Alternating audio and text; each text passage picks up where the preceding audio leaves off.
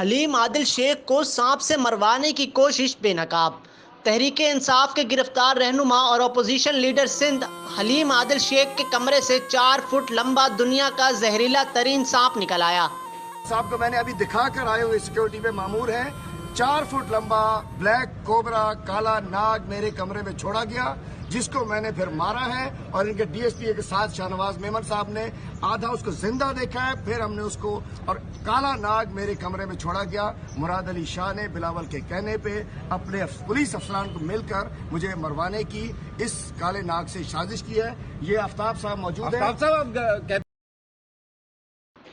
حلیم عادل نے سانپ کو مارا اور اسے ڈیوٹی افسر کو بھی دکھایا۔ عدالت میں پیشی کے موقع پر حلیم عادل نے جج کو صورتحال سے آگاہ کیا۔ جج نے تفتیشی افسر سے سانپ کی موجودگی کے بارے میں سوال کیا اور واقعے کی تحقیقات کی رپورٹ پیش کرنے کا بھی حکم دے دیا۔ اپوزیشن لیڈر سندھ نے الزام عائد کیا ہے کہ CIA سینٹر میں یہ سانپ سندھ حکومت نے چھڑوایا تھا کیونکہ وہ انہیں مارنا چاہتے ہیں۔ رپورٹ مظہر حسین، وضاحت نیوز۔